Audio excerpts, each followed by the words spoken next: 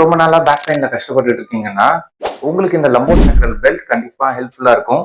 ஆனா நிறைய பேர் இதை தப்பா யூஸ் பண்றது நான் பார்த்திருக்கேன். ஸோ அவங்களுக்கு தான் இந்த ஒரு வீடியோ.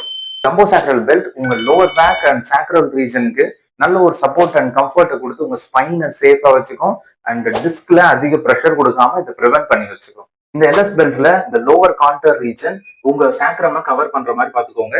அப்பர் சைட் உங்க ரிப்ஸோட லோவர் பார்டருக்கு கீழே ஃபிக்ஸ் ஆகுற மாதிரி பாத்துக்கோங்க. எக்ஸ்ட்ரா ஸ்ட்ராப்ஸ் இருந்தா உங்களுக்கு இன்னும் அடிஷனல் சப்போர்ட் தான் கிடைக்கும். எல்எஸ் பெல்ட் போட்டதுக்கு அப்புறம் உங்க ஸ்கின்ல ரொம்ப கம்ப்ரெஷன் இருக்குதான்னு பாத்துக்கோங்க. இந்த எல்எஸ் பெல்ட்டோட ஸ்ட்ராப் ரொம்ப டைட்டாவும் இருக்கக்கூடாது, ரொம்ப லூஸாவும் இருக்கக்கூடாது. நீங்க பிரீத் பண்றதுக்கு எந்த ஒரு டிஸ்டர்பன்ஸும் இல்லாம பாத்துக்கோங்க. நீங்க நடக்கிறப்போ, நிக்கிறப்போ அண்ட் ரொம்ப லைட் ஆக்டிவிட்டிஸ் பண்ணும்போது இந்த எல்எஸ் பெல்ட்டை யூஸ் பண்ணிக்கோங்க. பட் எப்பயுமே இதையே நம்பிட்டு இருக்காதீங்க. கோரை ஸ்ட்ரென்தன் பண்ணிட்டு பேக் பெயின்ல இருந்து எஸ்கேப் ஆகிற வழியை பாருங்க. இந்த மாதிரி பிசியோதெரபி ரிலேட்டட் வீடியோஸ் வேணும்னா கண்டிப்பா நம்ம சேனல் ஃபாலோ பண்ணிட்டு உங்க ஃப்ரெண்ட்ஸ்க்கு இந்த வீடியோவை ஷேர் பண்ணிடுங்க.